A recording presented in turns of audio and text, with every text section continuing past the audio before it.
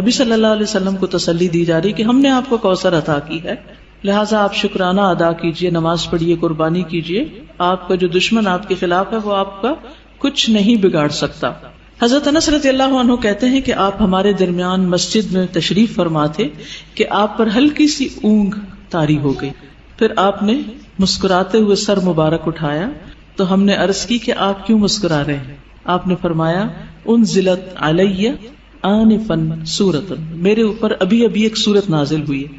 پھر آپ نے بسم اللہ پڑھ کر سورت سنائی اور سورت سنا کر فرمایا اتدرون ما الکوثر، یعنی تلاوت بھی سنا دی اور پھر وضاحت بھی ساتھ ہی کر رہے ہیں، تعلیم دے رہے ہیں، کیا تمہیں معلوم ہے کوثر کیا ہے؟ تو لوگوں نے عرض کیا اللہ اور اس کا رسول ہی بہتر جانتے ہیں۔ فرمایا وہ ایک نہر ہے جس کا اللہ نے مجھ سے وعدہ کیا ہے، اس میں خیر کثیر ہے۔ اس نہر میں کیا ہے؟ خیر کثیر ہے۔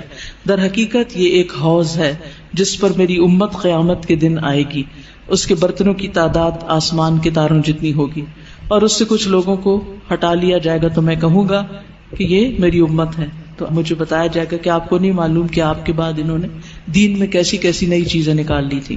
صحیح مسلم کی روایت ہے۔ بہرحال سورت کا محور یہ ہے، مرکزی مضمون یہ ہے کہ آپ صلی اللہ علیہ وسلم پر نعمتوں کا ذکر ہے، آپ کے مقام کی فضیلت کا بیان ہے، اور اس کے بعد آپ کو کیا کرنا چاہیے اس نعمت اور فضیلت کو پا کر، اس کا ذکر ہے کہ آپ شکرانے کے طور پر اللہ کی عبادت کریں اور بندوں کے حقوق کا خیال رکھیں۔ اس میں ہم دیکھتے ہیں کہ پچھلی سورت میں 4 چیزوں کی بات تھی، یا 4 خاص باتیں تھی، جس میں سب سے پہلے تو بخل کا ذکر تھا کہ ایک شخص یتیم کی ضرورت پوری نہیں کرتا، مسکین کی نہیں کرتا، ان کو ذلیل کرتا ہے۔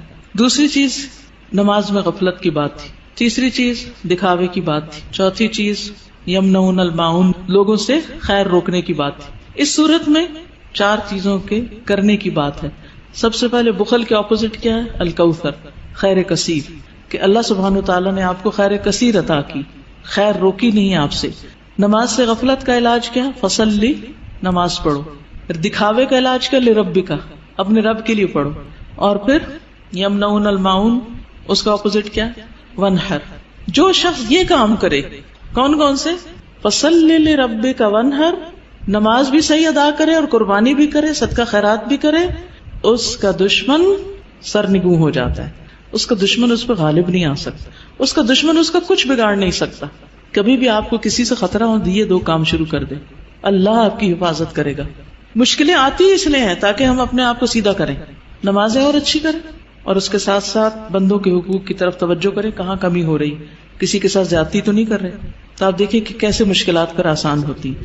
آپ کے خلاف بولنے والے اور آپ کے بارے میں باتیں کرنے والے خود ہی خاموش ہو جائیں گے۔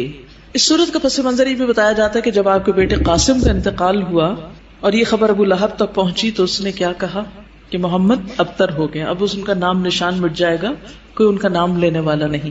تو آپ کو تسلی دی جا رہی ہے کہ آپ فکر نہیں کریں، ناکام آپ کا دشمن ہی ہوگا، آپ کو اللہ نے خیر کثیر عطا کر دی۔ تفصیل دیکھتے ہیں۔ انا اعطیناک الکوثر، بے شک ہم نے عطا کی آپ کو الکوثر۔ انا سے مراد اللہ سبحانہ وتعالی، اعطینا ہم نے آپ کو عطا کی۔ عطا کیا ہوتی؟ جس کا بدلہ نہیں چاہیے، ٹھیک ہے۔ الکوثر، کوثر، الکوثر جو ہے یہ جیسے میں نے پہلے بھی عرض کیا، ایک ہے خیر کثیر، کثرت سے خیر عطا کی، بہت زیادہ بھلائی، بہت نعمتیں آپ کو عطا کی، اور انہی میں سے ایک نعمت نہر کوثر ہے یا حوض کوثر ہے۔ بعض کے خیال میں ایک ہی چیز ہے، بعض کے خیال میں 2 ہیں۔ نہر جنت میں ہے، حوض عرصات یوم القیامہ میں ہے، یعنی حشر کے میدان میں ہے۔ اور نہر کوثر سے پانی آ رہا ہے کس میں؟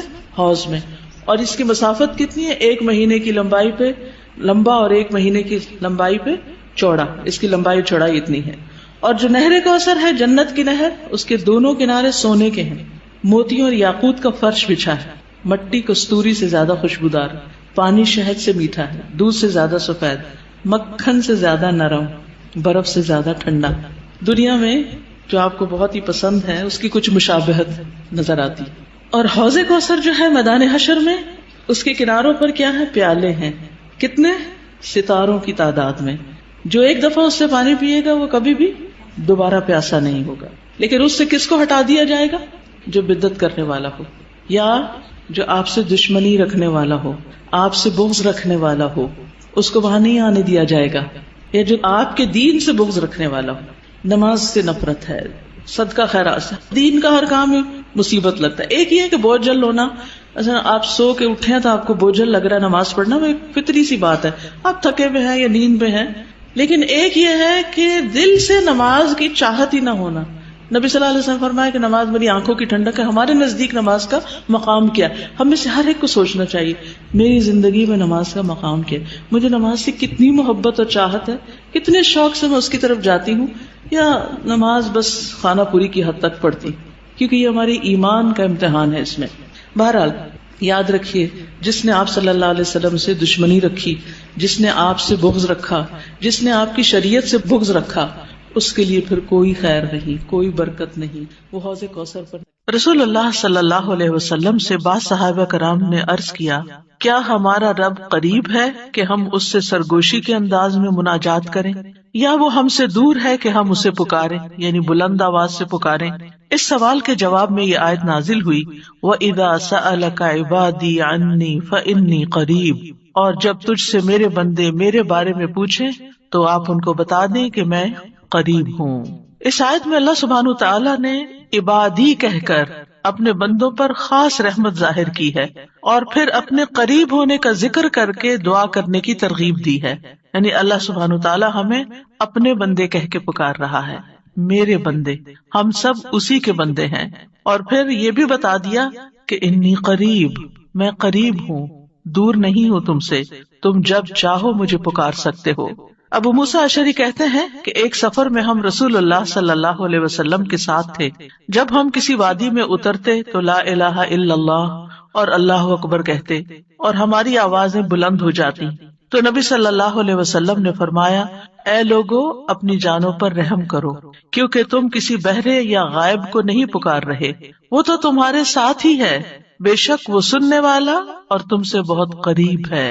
اس کا نام برکتوں والا ہے اور اس کی عظمت بہت ہی بڑی ہے. تو اللہ سبحانہ تعالیٰ قریب ہے، اس کو ہم چاہیں تو دل ہی دل میں پکاریں، سرگوشیوں کے انداز میں پکاریں یا اونچی آواز میں پکاریں، وہ ہر حال میں سنتا ہے، اور جب وہ سنتا ہے تو جواب بھی دیتا ہے اور ہماری دعائیں قبول بھی کرتا ہے. اس لیے ہمیں اس کو قریب محسوس کر کے اس سے دعائیں کرتے رہنا چاہیے. تو وہ دعا کی قبولیت کے اعتبار سے قریب ہے، دعا کو سننے کے لحاظ سے قریب ہے، اپنے علم کے اعتبار سے سب لوگوں کے قریب ہے، اور خاص طور پر عبادت کرنے والوں اور پکارنے والوں کے قریب ہے. یعنی اس کا قرب دو طرح کا ہے، ایک عام قرب ہے جو سب کے لیے ہے، اور ایک خاص قرب ہے جو اس کے خاص بندوں کے لیے ہے.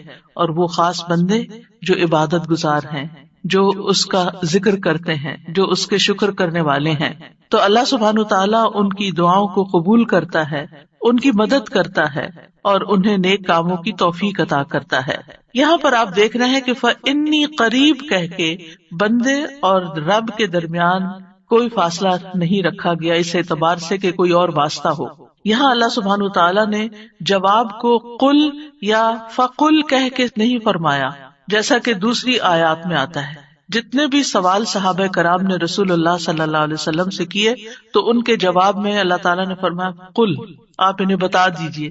لیکن یہاں پر قل بھی نہیں آیا، ڈائریکٹ فإنی قریب، اذا سألک عبادی انی فإنی قریب، یعنی بیچ میں کوئی واسطہ نہیں لایا گیا.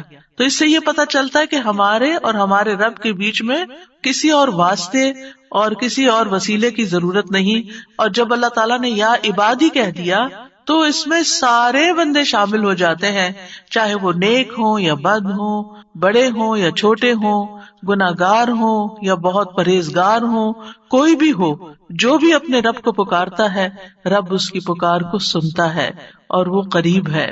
لہٰذا جب ہمارا رب قریب ہے اور مجیب ہے، جیسا کہ آپ جانتے ہیں پروگرام کا نام بھی قریب مجیب اسی لیے رکھا گیا کہ ہمارا اگر اپنے رب سے تعارف ہو جاتا ہے، ہم اپنے رب کو پہچان جاتے ہیں کہ ہم کس کو پکار رہے ہیں اور وہ کہاں ہے، تو جتنا جتنا ہمارا یہ یقین ہوگا کہ وہ ہمارے قریب ہے اور وہ سنتا ہے اور جواب دیتا ہے، اتنی ہی زیادہ محبت اور توجہ کے ساتھ، اخلاص کے ساتھ ہم دعا کریں گے انشاءاللہ. اور پھر آپ دیکھیے کہ اللہ تعالیٰ ہماری دعاؤں کو ضائع نہیں کرتا. اجیب دعوت الداعی اذا دعانی، مطلب یہ ہے کہ جو بھی مجھ سے مانگتا ہے وہ کچھ پا کے ہی لوٹتا ہے، وہ نامراد نہیں ہوتا. جیسے زکریا علیہ السلام نے کہا تھا کہ وَلَمْ أَكُنْ بِدُعَائِكَ رَبِّ شَقِيًّا، کہ اے رب تجھے پکار کر تو میں کبھی بدبخت ہوا ہی نہیں، کبھی مایوس ہوا ہی نہیں، کبھی محروم ہوا ہی نہیں. جب بھی تجھے پکارا تجھ سے کچھ پا ہی لیا. تو اس لیے ہر دعا کرنے والے کو یہ یقین ہونا چاہیے کہ ہماری دعا ضرور سنی جائے گی، کیونکہ شیطان انسان کے دل میں یہ وسوسہ ڈالتا ہے کہ تمہاری دعا قبول نہیں ہوگی. نہیں بھائی، ہر ایک کی دعا قبول ہوتی ہے اگر وہ صحیح معنوں میں اپنے رب کو پکارتا ہے، وہ دعاؤں کو سنتا ہے اور جواب بھی دیتا ہے. ضرورت اس بات کی ہے کہ ہم اپنے دل کو حاضر کر کے اللہ سے مانگیں، اخلاص کے ساتھ مانگیں، اور قبولیت کے جو اوقات ہیں یا جو علامات ہیں ان کو سامنے رکھتے ہوئے مانگیں. اور پھر ساتھ یہ بھی کہا گیا فَلْيَسْتَجِيبُوا لِي وَلْيُؤْمِنُوا بِي لَعَلَّهُمْ يَرْشُدُونَ، کہ انہیں چاہیے کہ وہ بھی میری بات مانیں. یعنی اگر یہ چاہتے ہیں کہ میں ان کی دعائیں قبول کروں تو پھر انہیں بھی چاہیے جب میں انہیں پکارتا ہوں. ایک تو یہ ہے نا کہ ہم اللہ تعالیٰ کو پکارتے ہیں، اور ایک اللہ تعالیٰ بھی ہمیں پکارتے ہیں. یعنی اللہ سبحانہ وتعالیٰ کب پکارتے؟ ہر اذان میں پکار آتی ہے، حی علی الصلاۃ حی علی الفلاح. تو پھر ہم کیا کرتے ہیں؟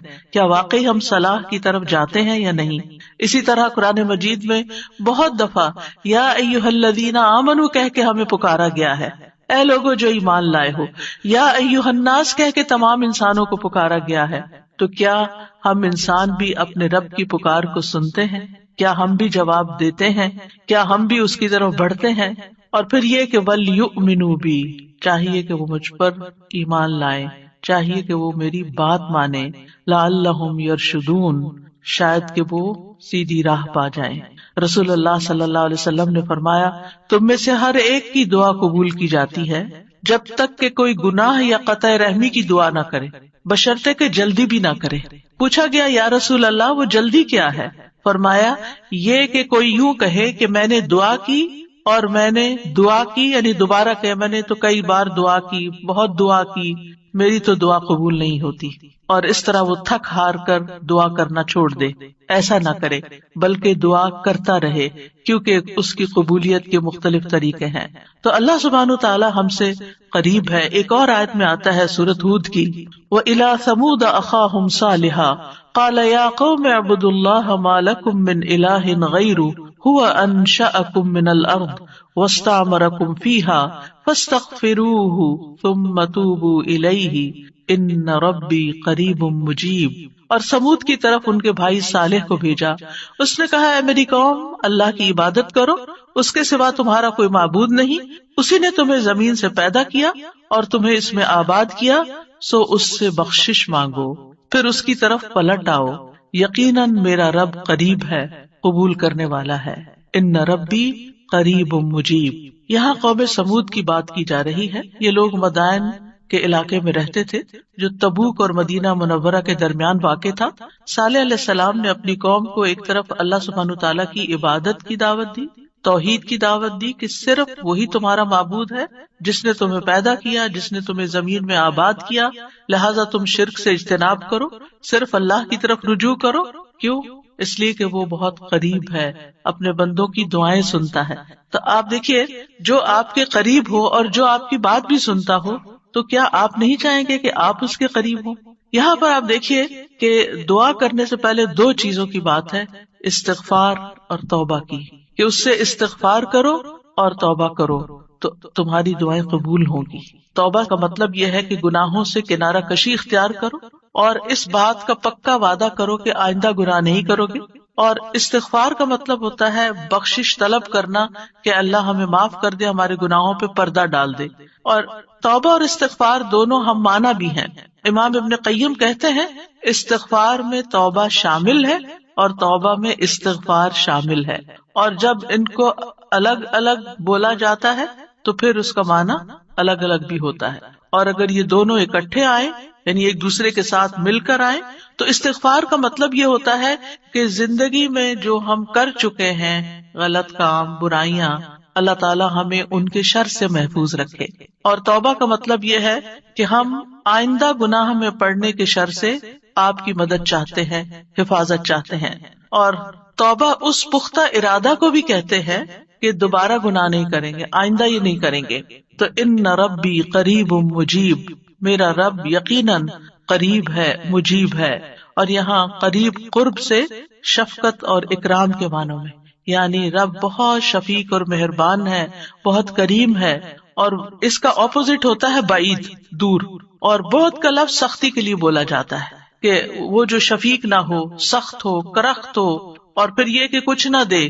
تو ایسا نہیں ہے ہمارا رب. ہمارا رب قریب ہے، مہربان ہے، اور اس کے ساتھ ساتھ یہ کہ وہ اپنے بندوں کا اکرام کرتا ہے اور انہیں سیدھے رستے پر چلاتا ہے، ان کی رہنمائی کرتا ہے، ان کی ضروریات پوری کرتا ہے، ان کی حفاظت کرتا ہے، ان کو مدد دیتا ہے، ان کی مشکلات دور کرتا ہے.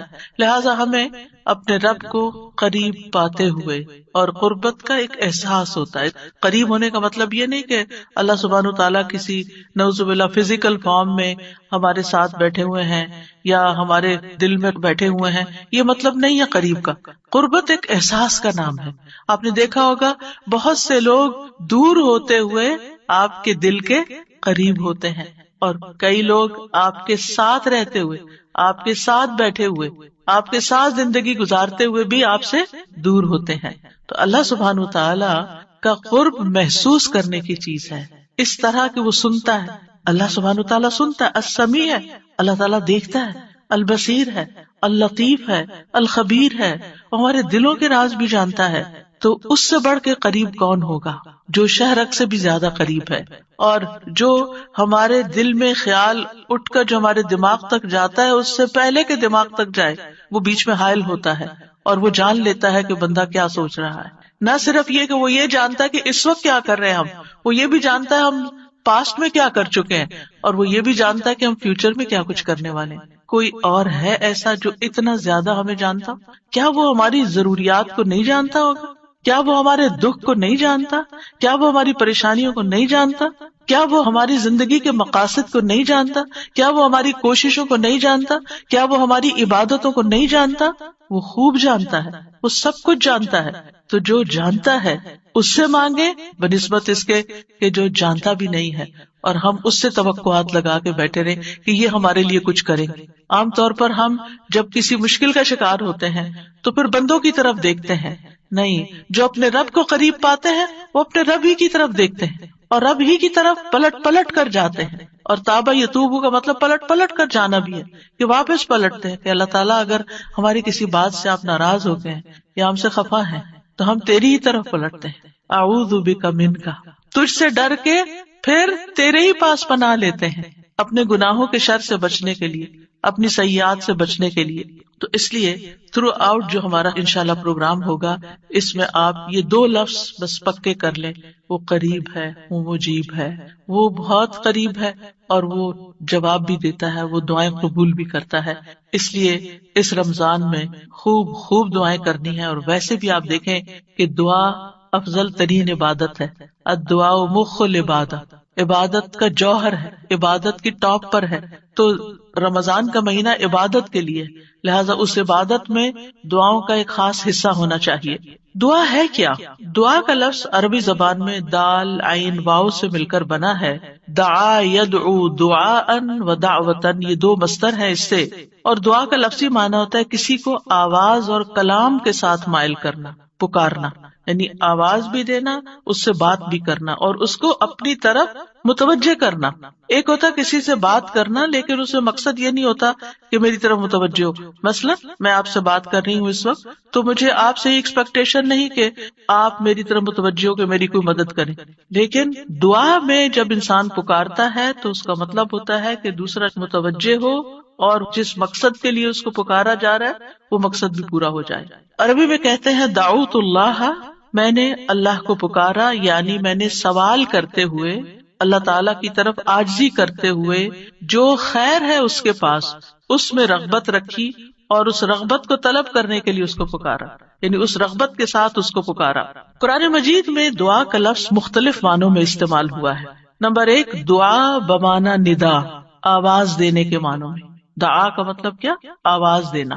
جیسے سورۃ آل عمران میں آتا ہے فَقُلْ تَعَالَوْا نَدْعُ أَبْنَاءَنَا وَأَبْنَاءَكُمْ وَنِسَاءَنَا وَنِسَاءَكُمْ وَأَنفُسَنَا وَأَنفُسَكُمْ، تو آپ کہہ دیجئے کہ آؤ ہم اپنے اور تمہارے بیٹوں کو اور اپنی اور تمہاری عورتوں کو بلا لیں، پکار لیں، یعنی تم بھی ان کو بلا لو ہم بھی بلا لیتے، تو بلانے کے معنوں میں استعمال ہوتا ہے۔ تو عربی زبان میں دعا اور ندا یہ دو لفظ مترادف بھی ہیں، ایک دوسرے سے ملتے جلتے ہیں، سینونیمز ہیں، ایک جگہ پر اکٹھے بھی استعمال ہوئے ہیں۔ الا دعاء و نداء، کہ پکار اور آواز کے سوا کچھ نہیں سنتا۔ پھر اسی طرح دعا بمانا طلب کرنا، کسی چیز کی ڈیمانڈ کرنا۔ قرآن مجید میں آتا ہے وَلَا تَزِرُ وَازِرَةٌ وِزْرَ أُخْرَى وَإِن تَدْعُ مُثْقَلَةٌ إِلَىٰ حِمْلِهَا لَا يُحْمَلْ مِنْهُ شَيْءٌ وَلَوْ كَانَ ذَا قُرْبَىٰ، اور کوئی بھی بوجھ اٹھانے والا کسی دوسرے کے گناہوں کا بوجھ نہ اٹھائے گا۔ یہ کب کی بات ہے؟ قیامت کے دن۔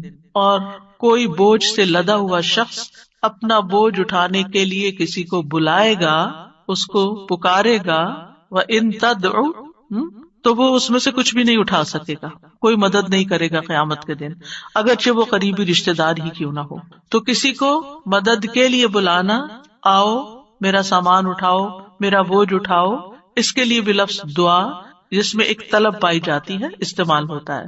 اسی طرح دعا کا لفظ بمعنی قول، بات کے بھی استعمال ہوتا ہے۔ قرآن مجید میں آتا ہے فَمَا كَانَ دَعْوَاهُمْ إِذْ جَاءَهُمْ بَأْسُنَا إِلَّا أَن قَالُوا إِنَّا كُنَّا ظَالِمِينَ، جب ان کے پاس ہمارا عذاب آیا تو ان کا قول اس کے سوا کچھ نہ تھا کہ وہ کہنے لگے بے شک ہم ہی ظالم تھے۔ تو یہاں پر قول یا بات کے معنوں میں آیا ہے۔ پھر اسی طرح دعا کا لفظ عبادت کے معنوں میں بھی آتا ہے۔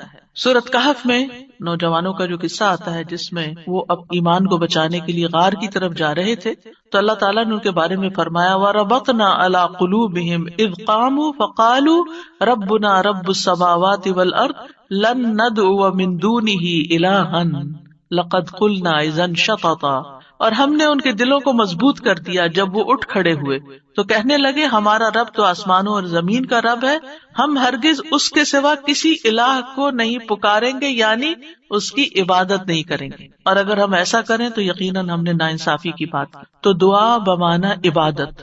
پھر اسی طرح پانچواں معنی قرآن مجید میں دعا بمعنی فریاد کرنا، طلب کرنا، فریاد کرنا، اور اس میں وَإِن كُنتُمْ فِي رَيْبٍ مِّمَّا نَزَّلْنَا عَلَىٰ عَبْدِنَا فَأْتُوا بِسُورَةٍ مِّن مِّثْلِهِ وَادْعُوا شُهَدَاءَكُمْ، اگر تمہیں اس قرآن میں شک ہے جو ہم نے اپنے بندے پر نازل فرمایا تو اسی طرح کی ایک سورت تم بھی بنا لاؤ اور اللہ کے سوا اپنے گواہوں مددگاروں کو بھی بلا لو، فریاد کرو کہ وہ آئے اور تمہاری مدد کرے، یعنی مدد کے لیے پکارنا، یہ معنی ہے۔ پھر اسی طرح دعا بمعنی کسی چیز کی ترغیب دینا، یعنی کسی چیز کی طرف دعوت دینا۔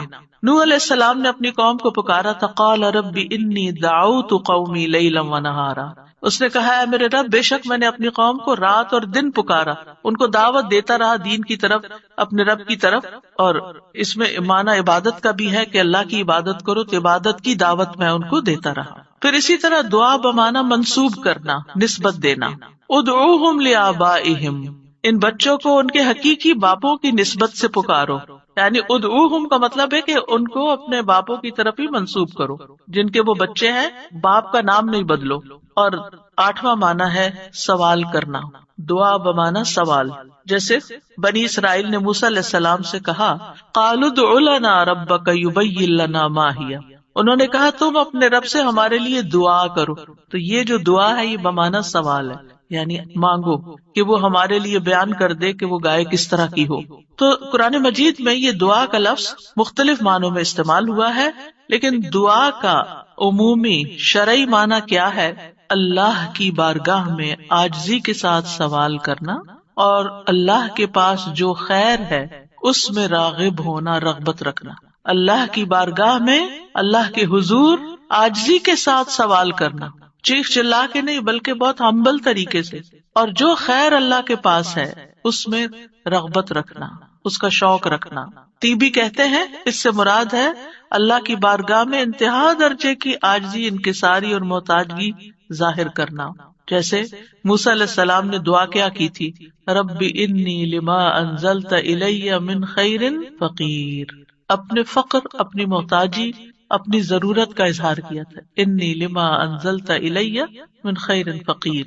امام ابن قیم کہتے ہیں اس سے مراد ہے ایسی چیز کو طلب کرنا جو دعا کرنے والے کو فائدہ دے، یعنی فائدے کی چیز حاصل کرنے کے لیے سوال کرنا، اور ایسی چیز کو دور کرنے کے لیے طلب رکھنا جو اس کو نقصان دیتی ہو. تو پھر دو طرح سے دعا کرتا ہے انسان، کچھ فائدے کی چیزیں مانگتا ہے اور کچھ نقصان والی چیزوں کو دور کرنے کے لیے اللہ سے درخواست کرتا ہے. ہماری شریعت میں دعا کی دو بڑی اقسام ہیں، ایک ہے دعائے عبادت اور ایک ہے دعائے مسئلہ. دعائے عبادت کیا ہے؟ اس سے مراد ہے کہ انسان اللہ سے ثواب کی امید رکھتے ہوئے، اس کے عذاب سے ڈرتے ہوئے اس کی عبادت کرے، اس میں سوال نہیں ہے. تو عربی میں دعا بمعنی عبادت بھی استعمال ہوتا ہے، آتا نا وقال ربکم ادعونی استجب لکم ان الذین یستکبرون عن عبادتی سیدخلون جہنم داخرین. اس میں دعا کے دونوں معنی آ گئے. اور تمہارے رب نے فرمایا کہ مجھ سے دعا کرو میں تمہاری دعا قبول کروں گا، یہ تو سوال ہو گیا. اور دوسرا، بے شک وہ لوگ جو میری عبادت سے تکبر کرتے ہیں ان قریب و ذلیل و خوار ہو کر جہنم میں داخل ہوں گے. تو یہاں عبادت کا معنی بھی آ گیا عبادت کے لفظ کے ساتھ، یعنی دعا ایک طرح سے عبادت ہے. تو دعائے عبادت کیا ہے کہ انسان اللہ سے ثواب کی امید رکھتے ہوئے، اس کے عذاب سے ڈرتے ہوئے اللہ کی عبادت کرے، جیسے نماز پڑھے، روزہ رکھے، قرآن کی قرأت کرے، تسبیح کرے، صدقہ کرے، اللہ کی طرف لوگوں کو دعوت دے، تعلیم کا کام کرے. تو انسان ان میں سے جو بھی عبادت کا کام کرے گا وہ دراصل اللہ کی طرف راغب ہوگا، کیونکہ دعا میں رغبت پائی جاتی ہے. اور جو شخص مثلا نماز پڑھتا ہے تو گویا وہ زبان حال سے دعا کر رہا ہوتا ہے، اللہ سے بخشش مانگ رہا ہوتا ہے کہ اللہ تعالیٰ ہمارے اوپر رحم کیجیے، ہم نے جو گناہ کیے ہیں آپ ان کو معاف کر دیجیے. کیونکہ نماز بذات خود کیا کرتی ہے؟ بلاؤں کو ٹالتی ہے، گناہوں کو معاف کرنے کا ذریعہ ہے. ٹھیک ہے. اچھا، صدقہ کیا کرتا ہے؟ گناہوں کی آگ بجھاتا ہے. ٹھیک ہے. تو یہ جو گناہوں کی آگ کا بجھنا ہے، یہ ہم بول کے بھی کہہ سکتے اللہ ہمیں جہنم کے عذاب سے بچا، تو وہ ہماری زبان بول رہی ہوتی. لیکن جب ہم صدقہ دے رہے ہوتے ہیں تو گویا ہمارا عمل جو ہے وہ اسی چیز کا تقاضا کر رہا ہے کہ ہم اپنے اوپر سے گناہوں کا بوجھ اتارنا چاہتے ہیں. تو ایک دعا سوال کے انداز میں ہوتی ہے اور ایک دعا حال کے ساتھ بیان ہو رہی ہوتی ہے، عمل کے ساتھ ہو رہی ہوتی ہے. اور دوسری جو دعائے مسئلہ ہے جس میں مانگنے کی دعا ہوتی ہے، تو وہ یہ ہے کہ انسان دنیا اور آخرت کی کوئی بھی بھلائی طلب کرنے اور دنیا اور آخرت کے نقصان کو دور کرنے کا سوال اللہ سے ہی کرے. دنیا اور آخرت کی کوئی بھی بھلائی مانگنا اور دنیا اور آخرت کے کسی بھی نقصان سے بچنا، یہ بس اللہ ہی سے کرے اس کا سوال. یہ دعائے مسئلہ ہے، یعنی سوال کرنے والی، یعنی وہ دعا جس میں ہم سوال کرتے ہیں. کن چیزوں کا سوال کرتے ہیں؟ دنیا اور آخرت دونوں. آخرت نہیں بھول. نحمده ونصلي على رسوله الكريم اما بعد فاعوذ بالله من الشيطان الرجيم بسم الله الرحمن الرحيم رب اشرح لي صدري ويسر لي امري واحلل عقدة من لساني يفقهوا قولي. السلام علیکم ورحمۃ اللہ وبرکاتہ. پھر اسی طرح آپ دیکھیے کہ استغفار کرنا جسم کے اعضاء کا کفارہ بھی ہے. ہر روز انسان کے 360 جوڑوں پر صدقہ واجب ہو جاتا ہے، یعنی ہر روز جب صبح ہم کرتے ہیں تو ہمارے اوپر صدقہ لازم ہوتا ہے. لیکن ہم میں سے ہر ایک کے پاس اتنے پیسے یا اتنا مال و دولت نہیں ہوتا کہ ہم صدقہ کر سکیں. تو اس کے لیے بہترین حل کیا ہے کہ انسان استغفار کرے، اللہ کی تسبیح کرے، اور 2 رکعت ضحیٰ کی نماز جو ہے، چاشت کی نماز یا اشراق کی نماز جو ہے، وہ جسم کے ہر جوڑ کا صدقہ ہے. اور یہ آزما کر دیکھ لیں، اگر آپ کو جوڑوں کی تکلیف ہے، اگر آپ کے جسم میں تکلیف ہے جوڑوں میں، تو آپ ان 2 رکعتوں کو روز پڑھنا شروع کریں. اس کا وقت سورج نکلنے سے تقریباً 15-20 منٹ بعد سے لے کر سورج ڈھلنے کے 15-20 منٹ پہلے تک ہوتا ہے. یعنی ظہر کے وقت جب سورج آتا ہے نا اوپر، تو جب تک وہ زوال سے تقریباً 15-20 منٹ پہلے تک. جیسے اگر 12:15 بجے مثلاً ہے تو زوال ہے تو 11:15 تک یا 11:55 تک آپ پڑھ سکتے ہیں. اور اس میں کیا ہے؟ 2 رکعتیں عام 2 نفل جیسے پڑھتے ہیں، اس کو اپنے اوپر لازم کر لیں. جب انسان یہ کفارہ ادا کر دیتا ہے تو اس کی گردن آزاد ہو جاتی، وہ اپنی جان کو دوزخ سے چھڑا لیتا ہے. ہر شخص کی جان پکڑی ہوئی ہے، ہر شخص پکڑا ہوا ہے. اور نہ صرف یہ کہ یہ آخرت کے اعتبار سے بلکہ دنیاوی اعتبار سے بہترین نسخہ ہے. آزما کے دیکھ لیں. لیکن ہم میں سے اکثر کو یہ پتہ ہی نہیں کہ روز ہم پہ صدقہ واجب ہوتا ہے. ہم صدقہ کب کرتے ہیں؟ صدقہ کب دیتے ہیں؟ اپنی جان کا صدقہ کب دیتے ہیں؟ جی، جب کوئی بیمار ہوتا ہے پھر اس کی طرف سے بکرا ذبح کرتے ہیں کہ اس جان کے بدلے جان دے دیں، بس. اور جب وہ ٹھیک ہو جاتا ہے پھر ختم کر دیتے. یہ صرف اس وقت کے لیے نہیں ہے صدقہ، یہ صدقہ روز کے لیے ہے. یہ روز صدقہ دینا ہے. اور روز آپ کے پاس اتنے پیسے نہیں ہیں، اور اگر ہے تو وہ بھی دیں، وہ بھی اللہ کے راستے میں کچھ نہ کچھ صدقہ کریں. سبحان اللہ، الحمدللہ، اللہ اکبر، لا الہ الا اللہ، استغفر اللہ، استغفر اللہ. تو اگر آپ ایک دفعہ استغفر اللہ کہتے ہیں تو ایک جوڑ کا صدقہ ہو گیا. دوسری دفعہ استغفر اللہ کہتے ہیں تو دوسرے جوڑ کا صدقہ نکل گیا. تیسری دفعہ کیا تو تیسرا نکل گیا. تو جتنی دفعہ استغفر اللہ کہیں گے اتنے اتنے جوڑوں کا صدقہ ہوتا جائے گا. کبھی ایسا بھی ہوتا ہے نا کہ انسان کو وقت نہیں ملتا، یا وہ سفر کر رہا ہوتا ہے، یا کبھی کوئی مجبوری ہو جاتی ہے کہ انسان نہیں پڑھ سکتا، تو پھر کیا کرے؟ ذکر کی کثرت کر دے، استغفار کی کثرت کر دے. پھر اسی طرح استغفار کو بیماریوں کا علاج بتایا گیا. جیسے میں نے ابھی کہا نا کہ اگر آپ چاہتے ہیں کہ آپ کے جوڑوں کی تکلیف دور ہو جائے تو جوڑوں کا صدقہ دیا کرے روز. اور جوڑوں کا صدقہ روز کیا ہے؟ 2 نفل اشراق یا چاشت یا ضحیٰ کے. اصل میں بہت سے لوگ کنفیوز ہوتے ہیں کہ اشراق اور ضحیٰ اور چاشت یہ کیا ہے. یہ ایک ہی نماز ہے. جیسے تراویح اور قیام اللیل یہ ایک ہی نماز ہے. اگر آپ جلدی پڑھیں گے تو اس کو اشراق کہتے ہیں. اشراق اس لیے کہتے ہیں کہ ابھی سورج مشرق سے طلوع ہوا ہے اور اس کے تھوڑی دیر بعد 15-20 منٹ بعد آپ نے نماز پڑھ لی. جب سورج اچھی طرح چمک جائے تو پھر اس کو ضحیٰ کہتے ہیں، چاشت کا وقت کہتے ہیں. ضحیٰ عربی میں کہتے ہیں اور اردو میں چاشت کہتے ہیں. اور تھوڑا اور بعد میں پڑھے تو اس کے لیے صلاۃ الاوابین بھی کہتے ہیں اس. اور نبی صلی اللہ علیہ وسلم سے 2 سے لے کے 8 رکعتیں ثابت ہیں. چاہے 2 پڑھیں، چاہے 4 پڑھیں، چاہے 6 پڑھیں، چاہے 8 پڑھیں، جو آپ کا دل کر، لیکن کم از کم 2 ضرور پڑھیں. پھر اسی طرح استغفار بیماریوں کا علاج ہے. اگر کسی کو مثلا ہارٹ پرابلم ہے یا کوئی اور اسی طرح کی کوئی بیماریاں ہیں اس کو، تو اس کے لیے بھی استغفار ہے. قتادہ کہتے ہیں کہ یہ قرآن تمہیں تمہاری بیماری اور علاج بتاتا ہے. یعنی قرآن کے ذریعے تمہیں بیماریاں بھی پتہ چلتی ہیں. بیماریوں سے مراد یہاں روحانی بیماریاں اور خاص طور پر ذہنی پریشانیاں اور جذباتی اور دلی پریشانیاں، اور پھر اس کا علاج بھی بتاتا ہے. یعنی قرآن شفا ہے. قرآن مجید میں آتا ہے شفاء لما فی الصدور، کہ قرآن میں سینوں کے اندر جو ہے یعنی دل ہے ان کے لیے شفا ہے. پھر یہ کہا گیا کہ گناہ بیماری ہے. گناہ کیا ہے؟ بیماری ہے، اور استغفار ان کا علاج ہے.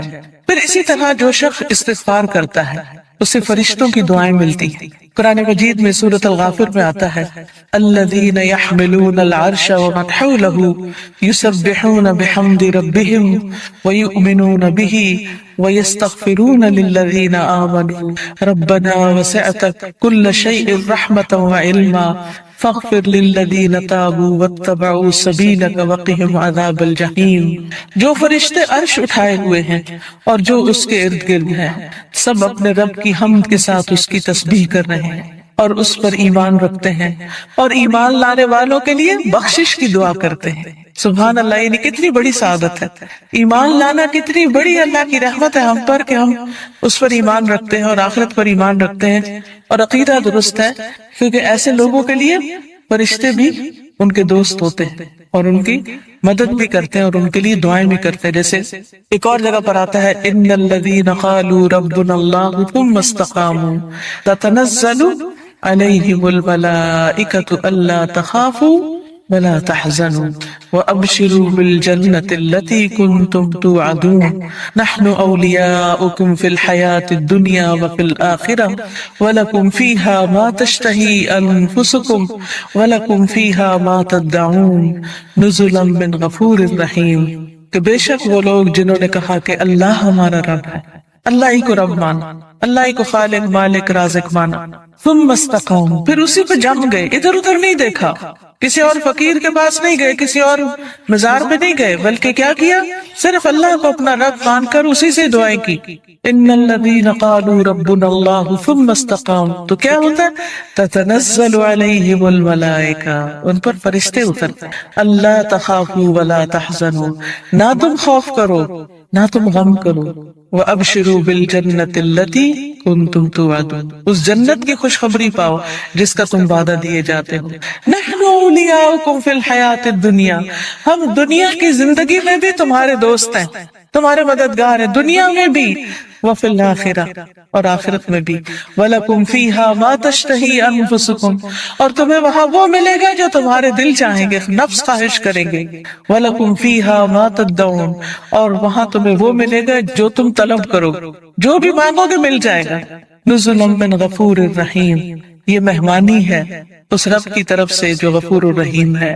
تو اس لیے جو شخص ایمان لا کے اللہ کو اپنا رب مان لیتا ہے، اسی کی طرف رجوع کرتا ہے، اسی سے مدد مانگتا ہے، تو اللہ سبحانہ وتعالیٰ اس کو مدد دیتے ہیں اور فرشتوں کے ذریعے بھی اس کی مدد کرتے ہیں.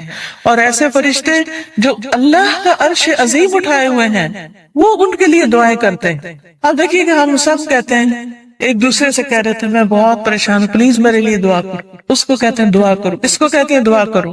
لیکن جو لوگ ایمان لا کر اللہ کی طرف رجوع کرتے ہیں، استغفار کرتے ہیں، تو فرشتے بھی ان کے لیے دعائیں شروع کر دیتے. تو جن کے لیے فرشتے دعائیں کریں ان کو پھر کسی دعا کی کمی. پھر آپ دیکھیں ایک اور کام، بلکہ آپ ہی سے پوچھوں گی کون سا ہے وہ کام جس کی وجہ سے فرشتے کیا زمین کی ساری مخلوق دعائیں کرتی ہے، مچھلیاں بھی سمندر میں اور چیونٹیاں بھی زمین میں. کس کس کو پتا ہے؟ سب کو نہیں پتا، سب کو پتا ہونا چاہیے. ٹھیک ہے، وہ کس کے لیے؟ جو لوگوں کو خیر کی بات سکھائے، اچھی باتیں لوگوں کو بتائے، قرآن و حدیث کی تعلیم دے، سیکھے اور سکھائے. ایک جگہ پر سیکھنے والے کے لیے بھی آتا ہے. طالب علم کے لیے کیا خوشخبری ہے؟ فرشتے کیا کرتے ہیں طالب علم کے لیے؟ اپنے پر بچھاتے ہیں تواضع سے، اس کی رسپیکٹ کرتے ہیں. اور ایک اور میں آتا ہے یعنی اس کے اوپر سایہ کرتے ہیں. کتنی بڑی خوشخبری. پھر اس سے اچھا کوئی کام ہو سکتا ہے کہ ہم بھی ایسی مجلسوں میں شریک ہوں، ایسی جگہوں پر جائیں جہاں سیکھنے سکھانے کا کام ہوتا ہے. خود بھی سیکھیں، دوسروں کو بھی سکھائیں، دوسروں کے بھی کام آئیں. جب آپ یہ کام شروع کریں گے تو فرشتے آپ کے لیے دعائیں شروع کر دیں گے، مچھلیاں آپ کے لیے دعائیں شروع کر دیں گی، چیونٹیاں آپ کے لیے دعائیں کریں گی. اور آپ کو پتا ہے کہ جب چیونٹی بھی دعا کرتی ہے تو اللہ تعالیٰ سنتا ہے. ایک دفعہ حضرت سلیمان علیہ السلام اپنے لشکر کے ساتھ نکلے کہ بارش کی دعا کریں. تو آگے گئے تو دیکھا کہ ایک چیونٹی اپنے پیٹ کے بل لیٹی ہوئی ہے اور اپنے ہاتھ اوپر کیے ہوئے ہے، اللہ سے دعا کر رہی ہے کہ یا اللہ تو پانی برسا تاکہ ہماری پیاس ختم ہو، یعنی ہم سیراب ہوں. تو حضرت سلمان اپنے لشکر کو لے کے واپس چلے گئے کہ اللہ نے اس چیونٹی کی دعا سن لی ہے. تو پرندے بھی، درندے بھی، چیونٹیاں بھی، یہ سب دعائیں کرتے ہیں. تو اگر آپ دین سیکھنے اور سکھانے کے کام میں لگ جائیں گے اور اس کے لیے وقت نکالیں گے تو دنیا اور آخرت کی برکتیں نصیب ہوں. اور آپ کے دل میں ابھی خواہش ہوگی، اللہ اس کو پورا کر دے گا. آپ کی ضرورتیں پوری ہونے لگے گی، آپ کے مسائل حل ہونے لگے گی، آپ کے دل کو راحت اور سکون ملے گا جو دنیا کی کسی اور چیز میں نہیں. اگر اچھے کپڑے پہننے سے سکون ملتا تو جو لوگ ہر وقت برانڈڈ کلوتھس پہنتے ہیں، یعنی برانڈ کے کپڑے پہنتے ہیں، عام کپڑے نہیں پہنتے، پھر انہیں سب سے زیادہ خوشحال ہونا چاہیے تھا، ہے نا؟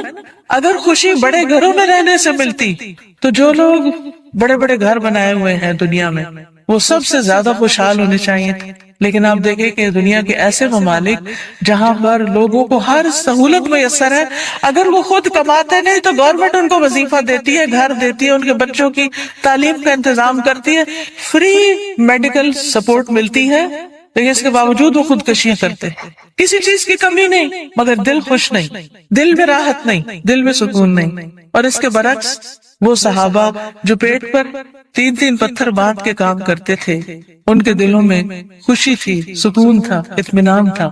فقر و فاقے کی وجہ سے بھی ان کے دلوں کا اطمینان اور سکون نہیں گیا. آج اگر ہمیں تھوڑی سی بھی کمی ہو تو ہم پریشان ہو جاتے ہیں، کسی بھی چیز کی کمی لگتی تو ہم پریشان ہو جاتے ہیں، یا پتہ نہیں کیا بنے، کیا ہوگا ہمارا.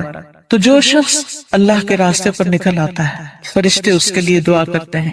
فرمایا جو فرشتے عرش اٹھائے ہوئے ہیں اور جو اس کے ارد گرد ہیں سب اپنے رب کی حمد کے ساتھ اس کی تسبیح کرتے ہیں اور اس پر ایمان رکھتے ہیں. ایمان والوں کے لیے بخشش طلب کرتے ہیں اور کہتے ہیں اے ہمارے رب تو نے اپنی رحمت اور علم سے ہر چیز کا احاطہ کر رکھا ہے، لہٰذا جن لوگوں نے توبہ کی اور تیری راہ کی پیروی کی تو انہیں بخش دے اور دوزخ کے عذاب سے بچا لے.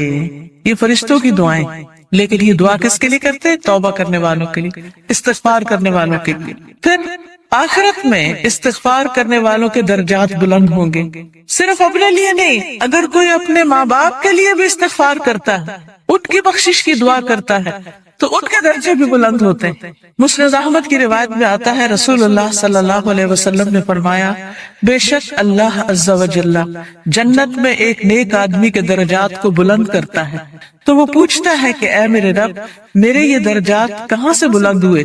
اللہ تعالیٰ فرماتا ہے تیرے حق میں تیری اولاد کی استغفار کی وجہ سے، کہ تیرے پیچھے تیرے بچے تیرے لیے بخشش مانگ رہے ہیں. کیا ہم سب اپنے والدین کے لیے روز بخشش کی دعا کرتے؟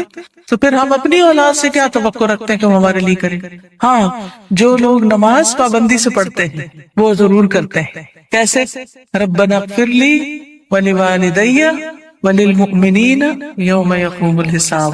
بس ضرورت اس چیز کی ہے کہ ہم توجہ کے ساتھ کو دعا پڑھیں گے، نہیں کہ دھیان کہیں اور، ربنا اغفر لی ولوالدی وللمؤمنین جلدی جلدی جلدی نہ، آہستہ آہستہ اور مان کے اللہ سے. اللہ ہمیں اس کی توفیق عطا فرمائے اور ہمارے بچوں کو ہمارے حق میں صدقہ جاریہ بنائے.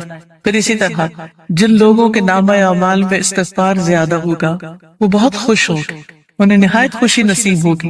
نبی صلی اللہ علیہ وسلم نے فرمایا جو شخص یہ بات پسند کرتا ہے کہ اس کا نامہ اعمال اسے خوش کر دے، یعنی وہ اپنی کتاب دیکھے اور خوش ہو جائے، تو اسے چاہیے کہ وہ کثرت سے استغفار کیا کرے، کیونکہ اس سے کیا ہوگا؟ ساری وہ چیزیں مٹ جائیں گی جو اس کے لیے پریشانی کا باعث ہوں گی. مثلا آپ کچھ لکھتے ہیں اور لکھنے میں غلطی ہو جاتی ہے، پھر آپ کیا کرتے ہیں؟ اریز کرتے ہیں. کبھی کیا کرتے ہیں؟ اوپر وائٹو لگا دیتے. تو استغفار کا مطلب ہے ڈھانپ دینا، یعنی غلطیاں نظر نہ آئیں. ہم سب غلطیاں کرتے ہیں لیکن استغفار کرتے ہیں تو جو غلطیاں وہ مٹتی چلی جاتی، ختم ہوتی چلی جاتی اور نامہ اعمال بہترین ہوتا جاتا ہے. اور قیامت کے دن انسان اپنا نامہ اعمال دیکھے گا تو اس میں بس اچھائیاں ہی اچھائیاں ہوں گی، کیونکہ برائیاں تو ساری توبہ سے صاف ہو گئیں.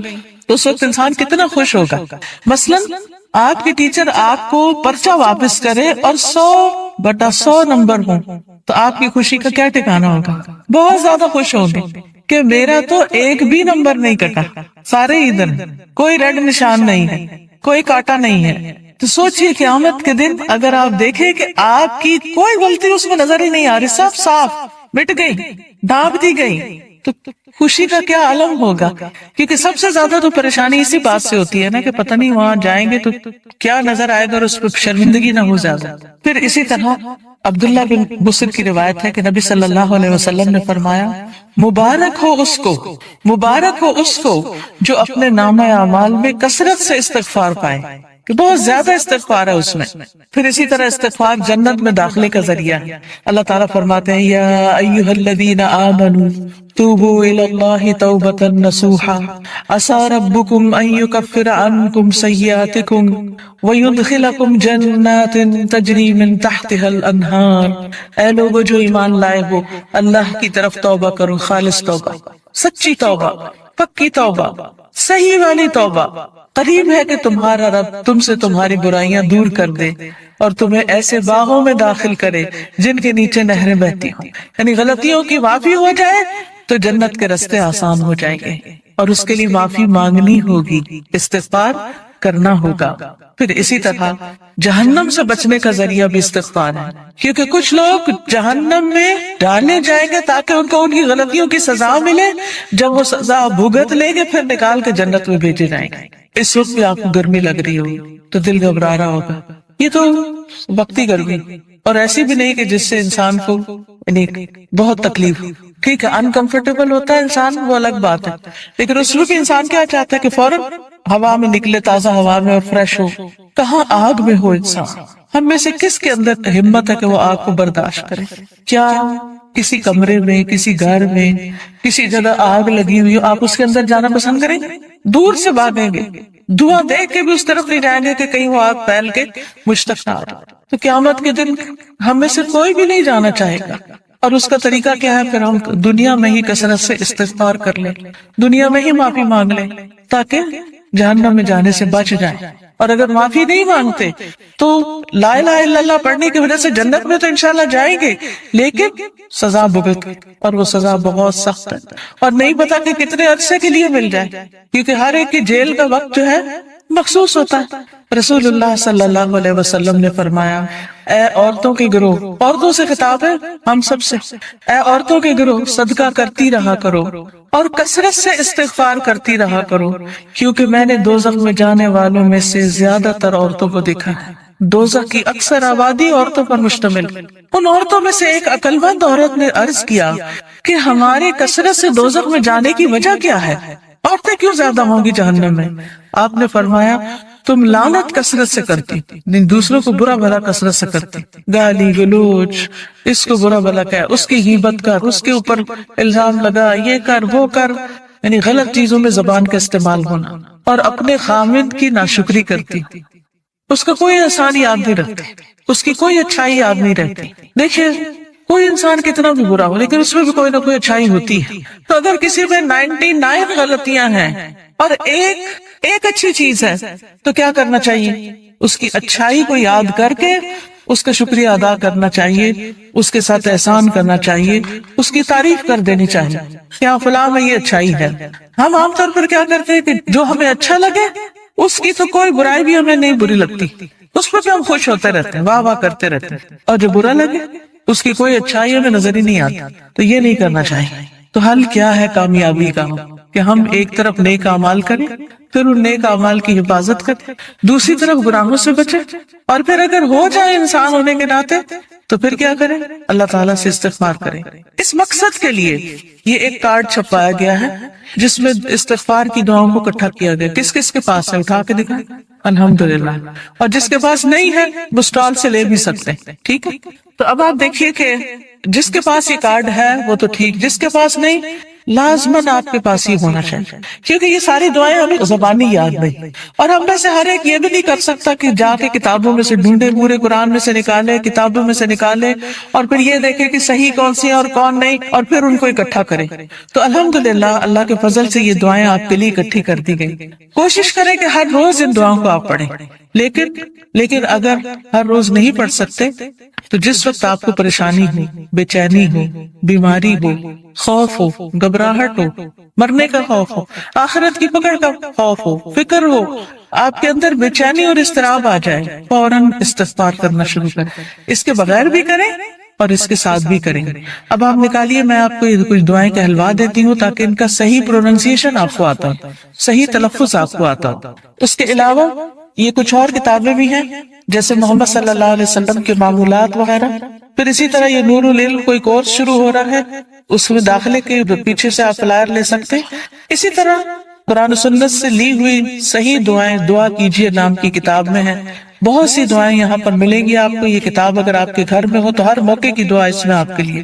اسی طرح ذکر کے بارے میں کارڈ ہے، جادو کے بارے میں بہت سے لوگوں کے ذہن میں سوال ہوتے ہیں، پریشان رہتے ہیں، تو جادو کی حقیقت پر اور پھر اس کا علاج کیا ہے اس پر یہ کتاب ہے۔ پھر اچھا اخلاق انسان کے نامہ اعمال میں بہت بھاری نیکی ہوگی، تو اس پر یہ کہ اچھا اخلاق ہے کیا کیا کرنا ہوتا ہے، احادیث پر مشتمل یہ کتاب ہے۔ پھر اسی طرح صدقہ و خیرات جو ہے وہ بلاؤں کو ٹالتا ہے، بلا آنے سے بھی روکتا ہے، اور جب آ جائے تو اس کو بھی دور کرنے کا ذریعہ بنتا ہے۔ جیسے ایک حدیث میں آتا ہے، داؤ مرضاکم بالصدقات، اپنے مریضوں کا علاج صدقے سے کرو، یعنی اگر کوئی بیمار ہو جائے تو صدقہ کرنا شروع کرو، تو صدقہ بھی ایک علاج ہے۔ تو یہ صدقہ خیرات کس طرح ہوتا ہے اس پہ احادیث پر مبنی یہ کتاب ہے۔ پھر اسی طرح رات کو سوتے وقت کے اذکار، رات کی نیند کیسی ہونی چاہیے اور کیا کرنا چاہیے کیا نہیں کرنا چاہیے، سنتیں کیا ہیں، تو یہ سونے جاگنے کے آداب اور اذکار ہیں۔ جو شخص صبح اور شام کے اذکار کرتا ہے اور رات ذکر کر کے سوتا ہے وہ ان لوگوں میں لکھ لیا جاتا ہے، وَالذَّاكِرِينَ اللَّهَ كَثِيرًا وَالذَّاكِرَاتِ أَعَدَّ اللَّهُ لَهُم مَغْفِرَةً وَأَجْرًا عَظِيمًا، کہ اللہ کا ذکر کرنے والے مرد اور بہت زیادہ اللہ کا ذکر کرنے والی عورتیں، اللہ نے ان کے لیے مغفرت اور بہت بڑا اجر تیار کر رکھا ہے۔ تو اللہ تعالیٰ سے بخشش پانے کے لیے کیا کریں؟ اللہ کا ذکر کریں، رات کو ذکر کر کے سوئیں۔ تو سارے اذکار جو مسنون کتابوں میں ہیں وہ اس میں لکھ دیے گئے ہیں، اپنے بیڈ سائڈ ٹیبل پہ رکھ دیں، دراز میں رکھ دیں، جب سونے لگے اس کو پڑھ کے پھر سوئیں۔ پھر اسی طرح یہ ہے کہ رسول اللہ صلی اللہ علیہ وسلم کا تعارف ہے، تعارف حبیب کے نام سے یہ کتاب ہے۔ آپ صلی اللہ علیہ وسلم کی ذاتی زندگی کے بارے میں اور آپ کی خصوصیات کے بارے میں احادیث کی روشنی میں کتاب مرتب کی گئی ہے، اس کو بھی آپ دیکھ سکتے ہیں۔ پھر یہ ایک اور استغفار کے بارے میں کتاب ہے، تم کب توبہ کرو گے، بہت ہی بہترین کتاب ہے۔ پھر اسی طرح یہ ہے کہ حدیث میں آتا ہے کہ جو شخص یہ چاہتا ہو کہ اس کی عمر لمبی ہو، اس کی عمر میں برکت ہو اور اس کے رزق میں برکت ہو، اسے چاہیے اپنے رشتہ داروں سے اچھا سلوک کریں۔ استغفار کے اوقات اور مقامات، وہ اوقات اور جگہ کہ جن میں استغفار کرنا مستحب ہے، اگرچہ توبہ کے دروازے ہر وقت کھلے رہتے ہیں، جیسے کہ نبی صلی اللہ علیہ وسلم کا فرمان ہے، بلا شبہ توبہ کا دروازہ کھلا ہوا ہے، اس کو بند نہیں کیا جائے گا جب تک سورج مغرب سے طلوع نہ ہو، لیکن وہ اوقات جو دوسرے اوقات سے زیادہ بہتر ہیں اور وہ جگہ کہ جن میں دعائیں جلد قبول ہوتی ہیں، ان میں سے چند اوقات مدرجہ ذیل ہیں۔ نمبر 1، سحری کا وقت، والمستغفرین بالاسحار، اور پچھلی رات کو بخشش مانگنے والے لوگ ہیں، اور اللہ سبحانہ وتعالیٰ کا ارشاد ہے وبالاسحار هم یستغفرون، اور یہ لوگ بوقت سحر استغفار کیا کرتے تھے۔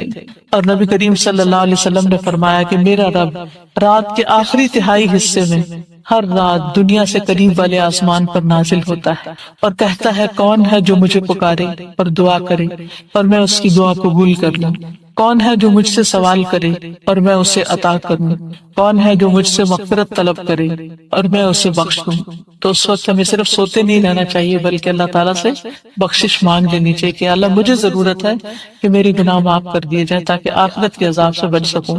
اور انہی اوقات میں سے ہے کہ نماز کے دوران اور اس کے فوراً بعد استغفار کرنا، انہی میں سے ہے کہ تکبیر تحریمہ اور سورۃ فاتحہ کے درمیان دعا کا پڑھنا، انہی میں یہ دعا پڑھنی۔ نماز کے دوران بھی جو استغفار کی جاتی ہے وہ بھی قبول ہوتی ہے، اور وہ کیا ہے؟ اللہم باعد بینی و بین خطایایا کما بعدت بین المشرق والمغرب، اللہم نقنی من خطایایا کما ينقى الثوب الابيض من الدنس، اللہم اغسلنی من خطایایا بالماء والثلج والبرد۔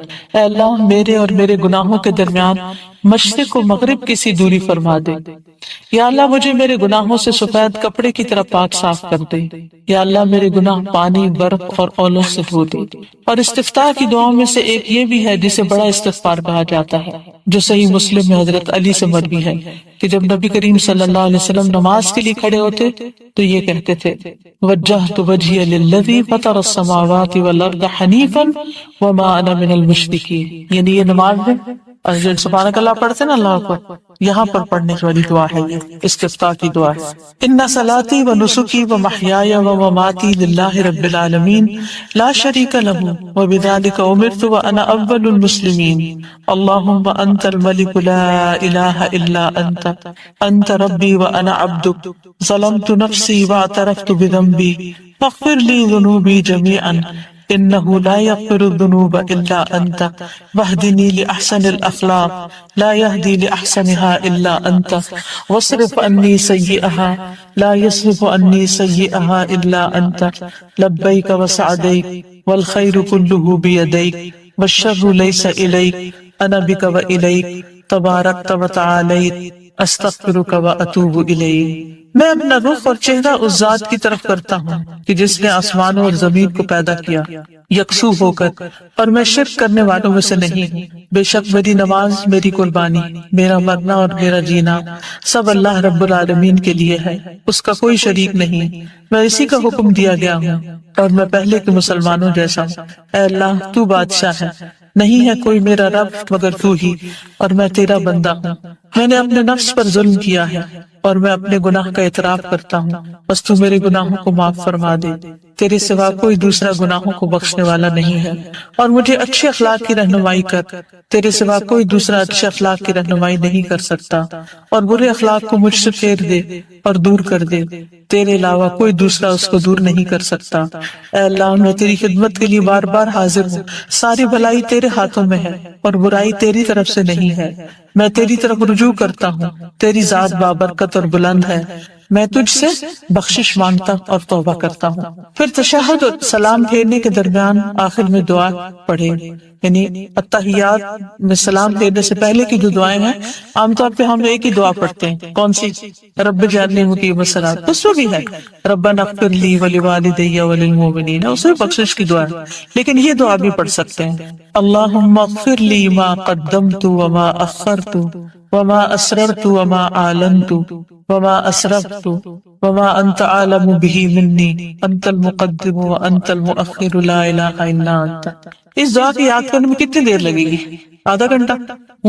یہ کتاب اسی لیے آپ کو دی گئی ہے، یہ بھی ہو سکتا تھا میں زبانی یہ چند چیزیں نوٹ کر کے آپ کو لیکچر دے دی تھی، آپ سنتے اور گھر چلے جاتے، لیکن کتاب پڑھنے کا مقصد یہ ہے کہ یہ چیزیں بعد میں بھی آپ کے پاس رہ جائیں۔ آپ یہ کر سکتے ہیں کہ یہ نشان لگا لیں اور اس کو ایک ٹارگٹ رکھیں